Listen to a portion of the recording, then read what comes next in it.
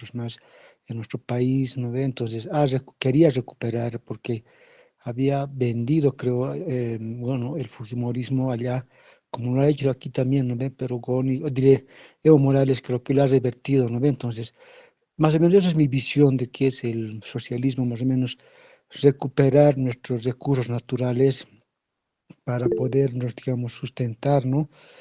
Yo lo apunto desde ese punto de vista, esa es mi visión, ¿no? Entonces el capitalismo más o menos que yo no comparto con esa idea porque es bueno vender a las empresas transnacionales, a las empresas, nuestras empresas propias, a las transnacionales, ellos se sirven y nos dan migajas para, o sea, como vive actualmente el Perú, ¿no? O sea, pueden ver solamente, como vivo más que todo, voy, vengo, porque lo que encuentras allá, lo que no hay en Bolivia, o sea, no hay, digamos, productos que Bolivia produzca, obviamente somos como bien han dicho los compañeros, que producimos materia prima, pero ellos ya lo procesan y lo incrementan, ¿no ve? Por ejemplo, ¿cuánto está el gas? Por ejemplo, está 56 soles, el sol es más o menos, un sol está 4 bolivianos, ¿no? Entonces, o sea, bien caro, es decir, más o menos en Bolivia es bien barato las cosas, pero es decir, ¿por qué son allá así? ¿Por qué es allá así? Porque lo han vendido, pues, es decir, a otras empresas y ellos están, digamos, bueno, no entiendo muy bien, pero así es lo que está pasando.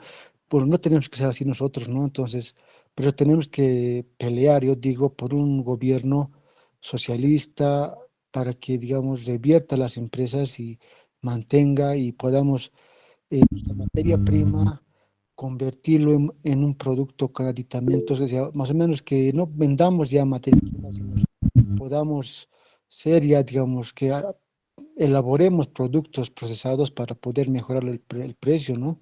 Eso sería mi punto de vista. Gracias. Gracias a ti, Marco Antonio, y has tocado quizás el dedo en la llaga. Eso está quizás interesante, por lo que le vamos a ceder la... Primero va a ser Anatoli, Juan Manuel y luego Sergio, pero quizás con esta puntualización, ¿no? El grupo, como saben, todos estos conversatorios se están grabando, se van a subir a las redes, entonces hay que, diríamos, dar una posición más allá, independientemente de que cada uno a la modalidad de tribuna libre tenemos el criterio de inclinarnos por uno u otro bando, si es que consideran lo adecuado, adelante. Apostaríamos más quizás por un gobierno que sea soberano de sí, de sus recursos, de su economía, pensamiento, filosofía, por qué no decir también de su industria. En eso sí creo que estamos de acuerdo. Creo que a nadie le convendría o le incomodaría que toda el aparataje estatal y todo pueda por lo menos cumplir este requisito de ser soberano. Estados Unidos, más allá de todo lo que le puedan decir que sea de derecha o algo, es soberano de sí mismo, más allá de que le digan de izquierda o derecha. China, más allá que sea de izquierda o derecha, capitalista o no, es soberano. Rusia, Irán, cualquier pueblo y país que entra en esta lógica de la soberanía, creo que más allá por eso de estas posiciones ideológicas que quizá ya se ha dicho más de una vez sean anacrónicas, está pensando en eso. Quizás esa sea la línea, pero para buscar una superación de estas categorías que ya de nuevo se repiten como unos anacronismos que incluso el pueblo de base quizás lo está entendiendo de esa manera también. A ver, adelante, Anatoli primero, luego Juan Manuel y luego Sergio. Bueno, sobre carroñería política, es evidente que eso existe en la sociedad. Muchos grupos sociales están dentro de esa dinámica, pero coincidirán conmigo en que eso no es correcto, no es lo ideal para el país. Ahora, esta, esta visión que se expresa trasciende la cuestión ideológica. Hay ideologías que justifican este actuar, este proceder. Cito a Maquiavelo, donde el fin justifica los medios. Hay otras ideologías donde el Estado no es apenas un medio para facilitar la interacción de los intereses económicos de los individuos.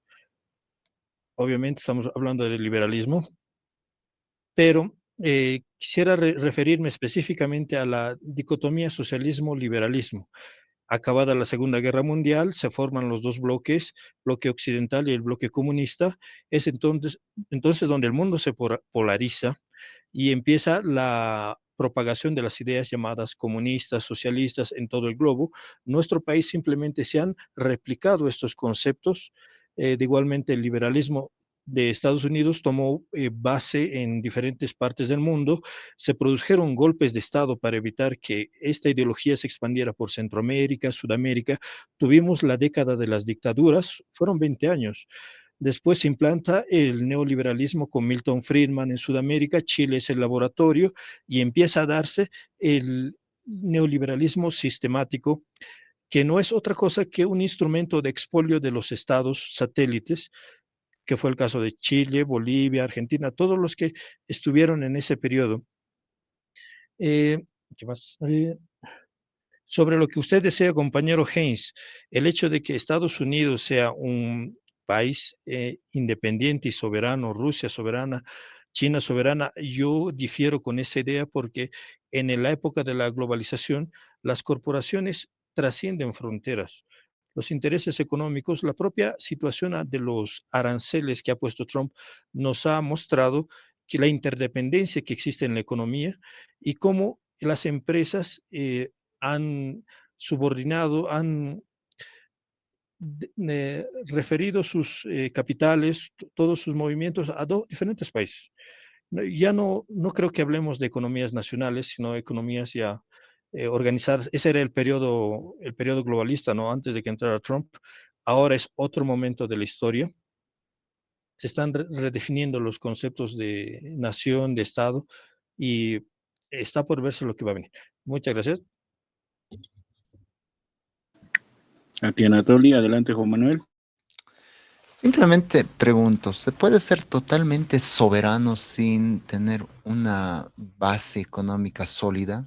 ¿Puede el Estado ser soberano cuando la producción, la exportación no es acorde realmente al nivel mundial, al mercado internacional?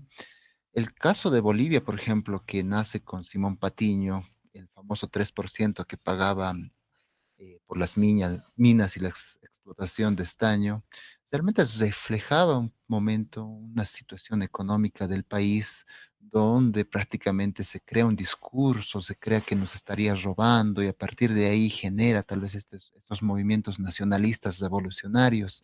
Pero yo simplemente cuestiono y pregunto, ¿se puede ser soberano en ciertos temas donde la economía tal vez colapsa y simplemente no da sustento suficiente para la explotación de ciertos recursos naturales?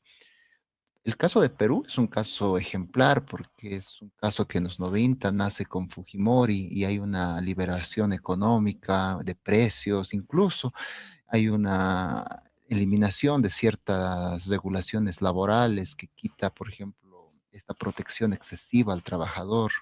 Bien o mal, es lo que crea una situación que si bien tiene precios altos, pero al mismo tiempo el sol a día de hoy es una moneda totalmente estable. Incluso es la moneda más estable que ha logrado mantenerse por años. Latinoamérica simplemente ha tenido estas fluctuaciones constantes de cambio monetario. A día de hoy, si no me equivoco, el sol equivale ya a 5 bolivianos y prácticamente ha duplicado su precio. Pero al fin, si bien son caros el costo de vida en Perú, en Uruguay, por ejemplo, que es el costo de vida más alto que existe en toda Latinoamérica, país socialista, curiosamente, no es realmente tan fácil, no es tan acorde tal vez con una idea de nación soberana sobre sus recursos naturales. Bien o mal, hay una intromisión de un segmento neoliberal que es el que predomina en estos países. Y creo yo que al menos desde que se crea tal vez esta narrativa sobre nuestros recursos naturales, nos lleva constantemente a esta discusión si es que realmente estamos entregando nuestros recursos naturales al extranjero, al imperialista, pero lamentablemente nosotros hasta ahora no hemos podido exportar, no hemos podido hemos fracasado en el tema del oro, hemos fracasado en el tema del gas, ahora aparentemente hemos fracasado en el tema del litio, porque los contratos que se hicieron por un gobierno, tal vez con tintes de industrialización, nacionalistas y todo, pero al fin y al cabo es un contrato que beneficia al extranjero, al chino. Simplemente creo que a veces es difícil luchar contra esta vorágine económica que bien o mal denomina y domina muchos de nuestros países y nuestras economías. Gracias. Juan Manuel, adelante, Sergio. Gracias, Heinz, muchas gracias. A ver, al respecto de los carroñeros que estábamos hablando, para aterrizar un poquito en la idea de la soberanía de nuestro país. No creo yo, no creo, y no me van a dejar mentir, que la mayoría de los que candidatean en este país, la mayoría de ellos no han estudiado en este país, no han crecido en este país. No, me podría animar que los que sí han candidateado se han desclasado todavía de la gente, de nuestra población. De nada raro el caso de Evo, que era una persona, un individuo común y corriente, que vivía en el trópico y que tenía la comida, el estilo de vida de ese entorno. Llegado al poder, ¿no? Llegado al poder, su entorno cambia, su entorno de poder cambia. Y no sabemos a qué nivel, porque se habrá desclasado, a qué nivel ideológico, político, o se habrá hecho la ruptura con la gente con la que vivías, el territorio en el que vivías, la economía con la que andabas. No sabemos a qué punto. Lo que sí se ve, lo que sí se sabe es que esta persona, como cualquier persona de nosotros, ha sido capturada por el poder, ¿no?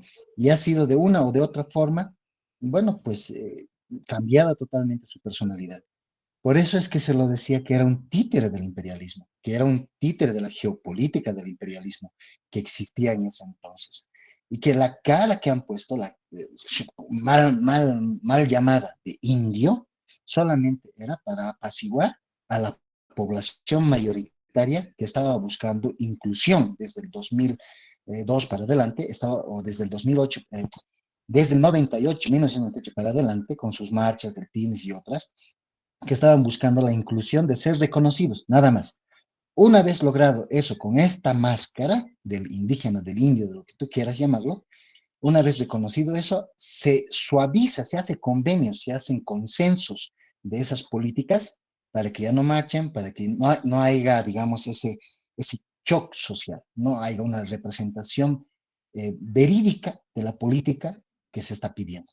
Entonces, se amortigua eso, se amortigua de una forma en la que se le cede cierto derecho, pero subyugado al Estado, subyugado a la política del partido, subyugado a las bases mayoritarias. Es ahí donde nosotros hemos tenido lo que se llamaba la tiranía de la mayoría, la tiranía o la dictadura de la mayoría. Y esa mayoría, ¿quién era esa mayoría? Eran de ponchos rojos, ponchos verdes, eran indígenas, eran andinos, eran de las tierras altas. Ahora, la pregunta que uno se tiene es lo siguiente, ¿no? Todos realmente son ellos, tenían conciencia política de lo que hacían. La mayoría de esa gente, de esa población, tenía conciencia de su identidad, de su lucha social, económica, política, como sea. No, no lo tenía. Pero, como ahora lo vemos en la televisión, ya que hacemos referencia tanto a la televisión ahora, vemos en la televisión que se les ha dado el poncho rojo a Tutu Quiroga, se le ha dado el poncho rojo a Doria Medina, se le ha dado así, se los ha ido poniendo. A este que estaba hablando, el José Cristian, digo, al José Gabriel, al Sebastián Cariaga, igual se le ha puesto el poncho rojo con una guirnalda de coca, creo que. Entonces, una vez más vuelvo, solo son máscaras, sean de izquierda o de derecha, como decía José Gabriel, el populismo puede, la derecha o la izquierda puede servirse del populismo para entrar como de lugar al poder, a la silla del poder, sin importarle, digamos, si hace el ridículo o no lo hace. Entonces, en este sentido, teniendo esta gente que se vende tan fácilmente, que no tiene una identidad propia, no tiene unos valores propios, que no le importa cómo, pero quiere sentarse en el poder, este sujeto es el más fácil para que en las relaciones con Estados Unidos, las relaciones con los países